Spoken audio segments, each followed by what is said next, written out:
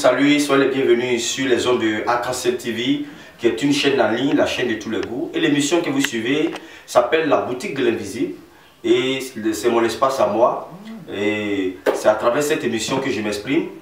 Mesdames et messieurs, je suis spiritualiste, je suis médecin prophétique et je suis naturaliste. Aujourd'hui, je suis encore là pour vous aborder encore quelques sujets en tant que médecin spirituel, en tant que naturaliste, en tant que médecin prophétique. Aujourd'hui, nous sommes africains. On dit un morceau de bois à temps duré dans l'eau peut jamais devenir caïman.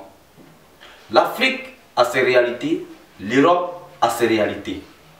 L'Afrique a sa richesse, l'Europe, l'Asie, l'Amérique aussi a sa richesse.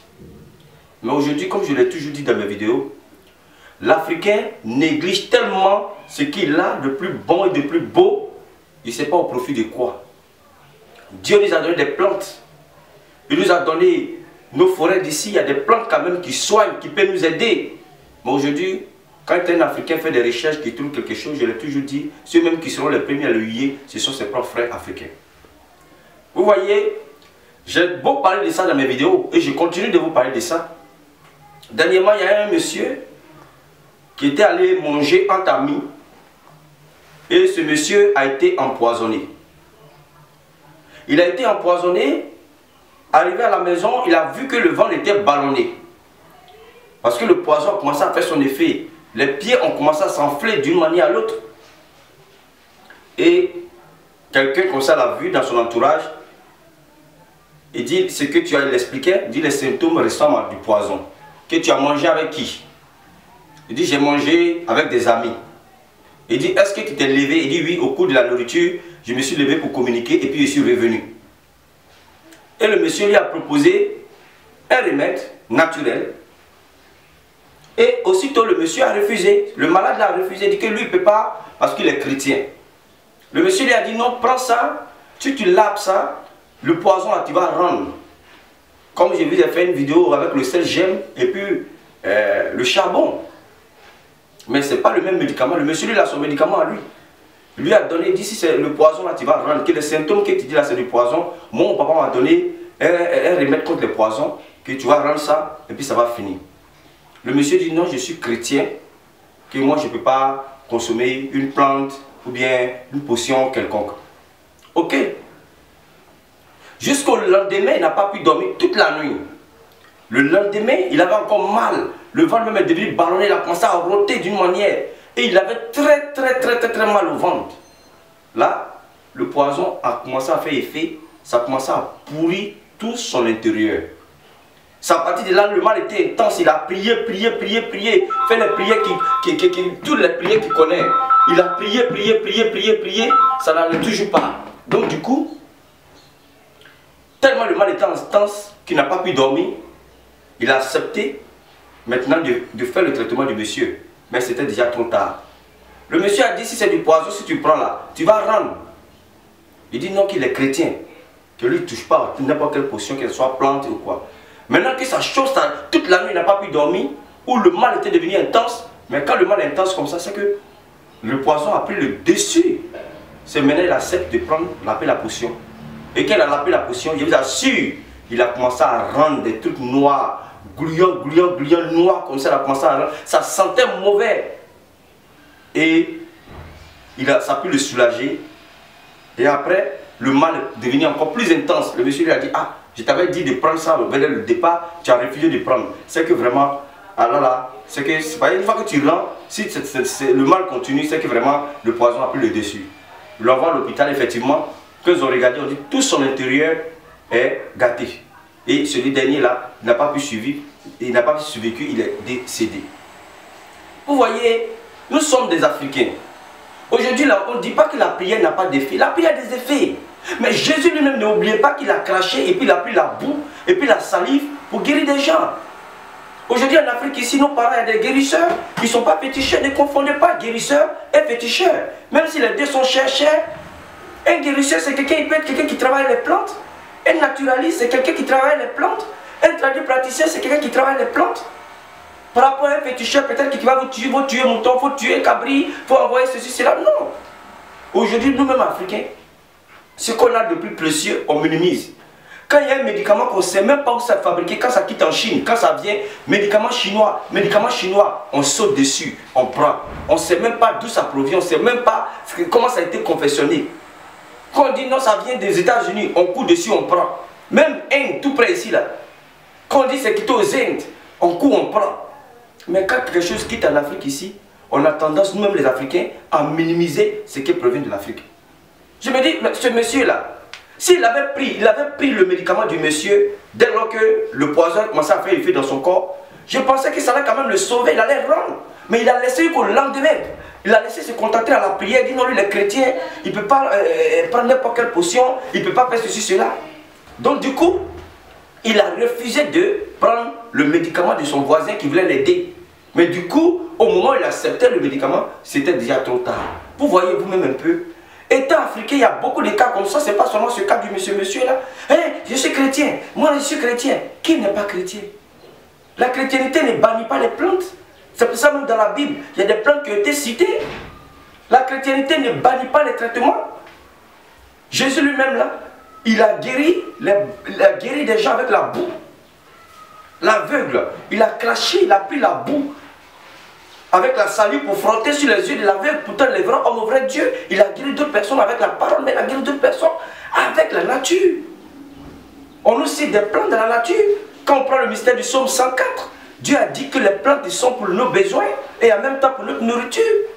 Aujourd'hui, quand ces plantes-là proviennent d'ailleurs, on prend. Aujourd'hui, ça fait que il y a beaucoup d'Africains qui sont en train de perdre la confiance.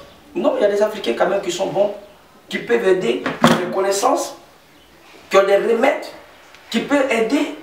Mais vous-même Africains, vous refusez. Aujourd'hui, là, qui vous a dit qu'être chrétien, banni de se traiter? Tu es malade. Si tu pries là, Dieu peut te mettre sur ton chemin quelqu'un qui peut te guérir. Le monsieur là, c'est une chance pour lui que son voisin avait un médicament du poison qu'il pouvait prendre et puis rendre et puis être en paix. Mais il a refusé. Dieu ne va jamais descendre. J'ai l'impression que nous les Africains, on pense qu'il y a un grand Dieu qui est en haut là-bas déguisé, qu'un matin il va descendre comme ça et puis il va venir nous rendre le service qu'il faut. Non! L'homme a été créé à l'image de Dieu. Ton voisin peut être ton Dieu à un moment précis de ta vie, dans une situation. Dieu peut passer par lui pour te sauver. Un inconnu, Dieu peut passer par lui pour te sauver. Prenons le cas du bon samaritain. Pourquoi on parle du bon samaritain? Le monsieur de la Samarie. Les gens de la Samarie n'étaient pas chrétiens. Ne respectaient même pas les juifs. Mais du coup, le bon samaritain a été bon parce qu'il y a un homme qui a été agressé, qui était couché, qui baignait dans le sang. Et le monsieur était sur son chameau, il est descendu, il est venu le secourir. Il n'avait que du vin sur lui. Il a pris le vin, il l'a mis dans la plaie, il a secouru, il a payé la nourriture, il a payé une chambre d'hôtel pour que ce dernier puisse se reposer et puis après reprendre son chemin. Et la Bible a dit que là qu'il a posé est bon, et même plus bon que celui-même qui prie à longueur de journée et qui n'a pas un bon cœur. Vous voyez, c'est le cœur qui parle. La religion là, c'est le cœur. Quand on dit église, église, il y a des gens même qui dorment à l'église. Eux-mêmes les balais, tu vas laver les habits des prêtres, tu vas dormir à l'église, mais tu n'as pas un cœur pur, c'est zéro. La pureté des cœurs, c'est la maison de Dieu. Le cœur de l'homme là, c'est là que Dieu est. C'est pas dans la maison faite dans la main des hommes. Il y a des gens qui disent je suis chrétien, mais tu passes tout le temps à critiquer les gens, à parler mal des gens et voir le mal partout. Mais on ne peut pas être chrétien et puis s'aimer le mal. On ne peut pas être chrétien et puis s'aimer la haine. On ne peut pas être chrétien et puis s'aimer la jalousie. On ne peut pas être chrétien et puis s'aimer l'hypocrisie. La chrétienté, c'est le cœur. Le chrétien, ce n'est pas la maison. Les hommes de Dieu ont beau enseigner, mais les gens ne comprennent pas. Ils préfèrent être prêts à courir pour aller à l'église que si un enfant, sa mère l'a abandonné, qu'elle attend de pleurer, au lieu de peut-être que prendre soin de cet enfant. Non, moi je n'ai pas le temps, moi je vais à l'église. Ta mère t'a laissé là. Est-ce que c'est moi qui t'ai mis au monde? Du coup, il va à l'église. Demain qu'elle va venir, on dit que cet enfant qui est resté derrière là est décédé. Oui, c'est sa maman, mais tu as eu le temps. Dieu t'a donné les yeux, tu as vu cet enfant qui souffrait. Tu pouvais même prendre cet enfant même pour aller à l'église, bien prendre cet enfant même pour lui donner à manger. Dieu allait te bénir. On comprend mal la religion. Les gens confondent la religion et les réalités de la vie. Toi, tu es allé quelque part t'empoisonner. Ton voisin connaît un médicament de poison. Il va te donner. Pour que tu laves, tu dis non, que toi tu ne veux pas parce que tu es chrétien, tu ne prends pas. Aujourd'hui là, je te dis bois, tu es parti. Peut-être que le voisin allait pouvoir te sauver. Nous les Africains, on comprend mal les choses. Les avions, les fusées, les portables qu'on utilise. Qui sait comment ils ont confectionné ce portable-là? Moi, je l'utilise. Je ne sais même pas d'où ça prévient. Je ne sais pas ce qu'ils ont mis dedans. Peut-être que quand je communique là, ça joue dans mon cerveau. Je ne sais pas. Mais je communique. Et je préfère applaudir ce portable-là que d'applaudir une plante qui pousse dans ma forêt ici. Ou bien sur ma terre ici qui est cueillie pour boire, pour me guérir moi-même. On n'a pas compris le sens. Hein, ce sens même du bien-être en tant qu'Africain. On ne comprend pas cela. Vous voyez, Dieu nous a bénis étant Africains. Dieu nous a bénis. La bénédiction que Dieu a donnée là, chaque peuple a sa bénédiction, chaque peuple a sa grâce. Mais nous, on fuit nos grâces, on minimise nos grâces, on bafouille nos grâces. On pense qu'un jour Dieu va descendre comme ça pour venir nous trapper chacun de nous. Non, le paradis commence ici. Le paradis, on dit paradis, paradis là, ça commence ici.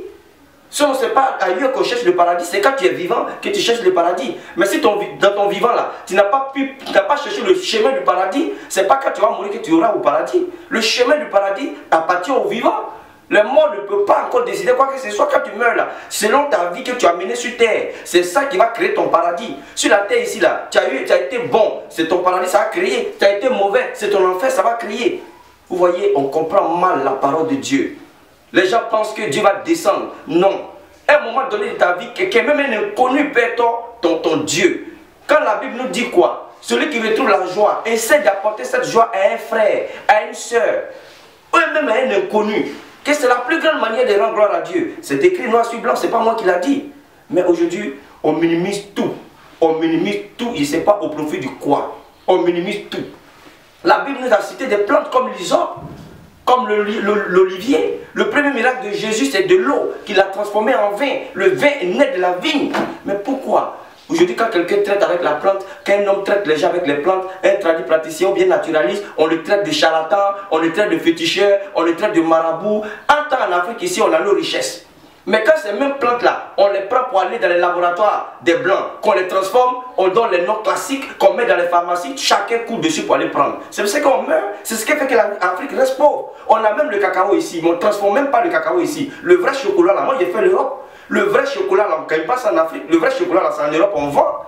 Le cacao même qui est cultivé ici en Côte d'Ivoire, le vrai café là, on n'a pas ça ici, c'est qu'on prend ici là. Je ne dis pas que c'est pas aussi bon, mais par rapport à ce qu'il y a en Europe, c'est encore plus raffiné, plus pur. Pourtant nous on cultive ici. Aux gens que l'Afrique c'est un continent pauvre, l'Afrique c'est un continent qui n'a rien, les Africains sont pauvres. Nous-mêmes quand on parle là, hey, ma pauvreté, on s'attribue toujours tout ce qui est mauvais. On devient mauvais, on a mauvais cœur, on n'a pas le sens de l'humanisme, on ne s'entraide pas. Mais vous pensez qu'avec ça, là, on va s'en sortir? On va beau prier, on va beau gêner, on va avoir toujours des problèmes. Parce qu'on comprend le sens, on ne comprend pas le sens même de la prière. Quand un homme prie, là, c'est quoi? La prière, c'est quoi? Supplier, c'est quoi? L'homme, là, Dieu a créé l'homme à son image et à sa ressemblance. Quand un être humain est devant toi, là, Dieu est à travers cet être humain, là. Tu peux lui rendre des services. Le service que tu rends à ton voisin, là, tu peux être béni pour ça. Le service que tu rends à quelqu'un, là, tu peux recevoir une bénédiction pour ça. Donc les gens n'ont pas compris. Donc c'est pour dire un peu que nous sommes Africains. On a nos richesses, on a nos plantes. Aujourd'hui, là, frère, soeur, toi qui m'écoutes, tu as un petit bobo. Si quelqu'un peut te soigner avec une plante qui n'a rien à voir avec tuer les moutons, les poulets, là, il faut accepter. Si quelqu'un peut te donner peut-être une plante pour dire que mon frère, tu as telle maladie, il faut te mettre dessus. On ne sait pas ce que l'éléphant a mangé et puis il est devenu ce qu'il est là. Souvent, là, il faut essayer parce que la mort de ce monsieur, moi, ça me touche. Parce que tu as été empoisonné, quelqu'un de ton entourage a le médicament du poison qui peut te permettre dans les 4 heures vomir. Moi, je vous ai fait une vidéo ici, je vous ai dit, on peut prendre le sel gemme. Avec le charbon, on écrase les deux, on mélange les deux. Si tu es allé quelque part que tu as été empoisonné, les 4 heures qui suivent là, si tu prends, tu rends, c'est fini. Le charbon avec le sel gemme ensemble, ça va neutraliser le poison. Mais après 4 heures du temps, ça ne peut plus rien faire. Parce que le poison aura le temps d'infiltrer dans tes portes, etc. Et bloquer tes cellules. Et puis du coup, le poison commence à te détruire à petit feu. Mais si avant les 4 heures du temps, tu as pris cela, ça va anéantir cela. Mais aujourd'hui, quand tu parles de tout ça, les gens, ils aiment les trucs classiques. On va habiller, on va aller aux États-Unis, on va aller en Australie, on va aller en Angleterre, on va aller le même charbon qui est ici là. Ils vont prendre ça là-bas, ils vont aller écraser, ils vont mettre dans les boîtes, ils vont fermer, ils vont mettre les étiquettes. Quand on vient, oui, on applaudit, on prend. Attends, le même charbon là, c'est quitté ici, hein, brut. On a ici, on marche dessus, on jette, on fait tout. Mais dès que ça va là-bas, quand ça revient, on est africain. Nos parents se traitaient avec des plantes. Au temps de nos grands-parents, il n'y avait pas la médecine moderne. Ils se traitaient, les gens ne mouraient pas comme aujourd'hui, on meurt comme des poulets. Aujourd'hui, quand tu vas à la morgue, c'est les jeunes de 30 ans, les jeunes de 25 ans, les jeunes de 18 ans qui sont dans les casiers. Avant, là, on vivait longtemps. Mais aujourd'hui, là, nous-mêmes, là, on minimise tout. Même quelqu'un est malade, pour se soigner, même c'est tout un problème. Oui, tu peux prier. Tu peux prier pour que Dieu te montre un bon médicament. Tu peux prier pour que Dieu mette quelqu'un de bon sur ton chemin pour t'aider. Même souvent à l'hôpital, il y a des médecins même qui osent même dire aux gens, ah, la maladie que tu as là, ce n'est pas une maladie d'hôpital, va te traiter. Il y a un jeune homme comme ça qui était malade. Il était au Maroc, pays Maroc là. Il était là-bas, il souffrait. Il était tellement malade et il s'est traité dans une clinique. La femme blanche qui le suivait là, la femme l'a traité. Un moment, la femme lui a dit, ah, la maladie que tu as là, mon frère, c'est une maladie africaine. Que ce n'est pas une maladie de blanc. C'est la blanche même qui a dit ça aux jeunes. Ce n'est pas une maladie de blanc, que c'est une maladie africaine. Que rentre dans ton pays, si tu es africain, rentre dans ton pays, va dans ton pays pour aller te traiter avec les plantes africaines. Quand il est revenu, il a commencé à se traiter chez Chercher là. Aujourd'hui, Jaché est guéri. Aujourd'hui, un gars qui venait, il pesait même pas 50 kilos. Un homme qui pesait 120 kilos, il a perdu du poids jusqu'à il pesait même plus 50 kilos. Mais quand il est revenu, il a écouté la dame, il a pris son avion, il est venu, il a commencé à boire les plantes, s'est lavé un peu, faire des trucs. Aujourd'hui, il est guéri. Mais nous-mêmes Africains, on ne considère pas ce qu'on a ici de façon précieuse. C'est ce qui n'est pas bon. Moi, je ne dis pas aux gens de venir forcément chez moi, que je détiens le monopole de la connaissance, mais je dis aux gens de prendre leur vie en main. Tu es malade, si on te propose une plante là, il faut prendre. Si tu as un petit problème, que quelqu'un te dit qu'il peut t'aider, il faut prendre. La prière, on prie pour le bien-être, mais Dieu ne va pas descendre pour t'aider. Peut-être que celui qui te dit qu'il connaît le médicament de ton mal là, peut-être c'est un Dieu. Peut-être que c'est un Dieu. Jésus a dit même que quand il va venir là, personne ne va le reconnaître, qu'il viendra comme un fou, il viendra comme quelqu'un comme ça. Donc, nous, on veut quoi? Qu'est-ce qu'on cherche? Aujourd'hui, la religion là, on ne dit pas de ne pas aller à l'église, on ne dit pas de ne pas prier. Mais ton mal là, ça peut ne pas être guéri par une prière quelconque, ça peut être guéri par une plante. La maladie que tu as, le mystère qui est derrière ce mal là, ça peut être même de l'eau, ça peut être une huile, ça peut être une plante. Tout dépend du mystère de ton problème.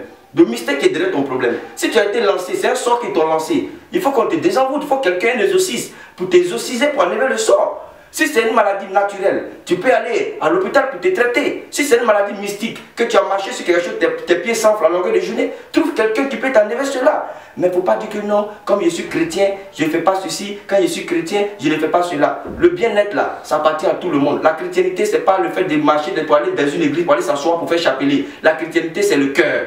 Ce n'est pas le fait d'aller à l'église, bien soit aller balayer dans la maison, être à la disposition du pasteur, laver ses habits. Ce n'est pas ça qui compte, c'est ton cœur qui compte. Si tu veux, il faut tout faire. Chaque matin, là, il faut dormir à l'église, il faut nettoyer l'église, il faut tout faire. Si tu n'as pas la pureté de cœur, ta prière est zéro. Donc c'est pour dire aux Africains qu'on a des choses précieuses.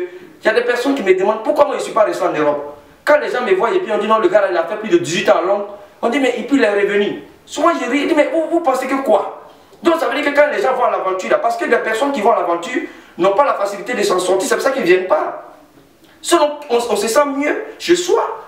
D'autres même sont étonnés, ah, lui il était en Angleterre, mais il est venu chercher quoi ici? Plusieurs personnes, même les membres de ma famille, d'autres même sont fâchés pour dire non, il est parti en Europe, il est revenu encore pour travailler dans la plante. Mais vous pensez que quoi? C'est ce qu'on a comme richesse.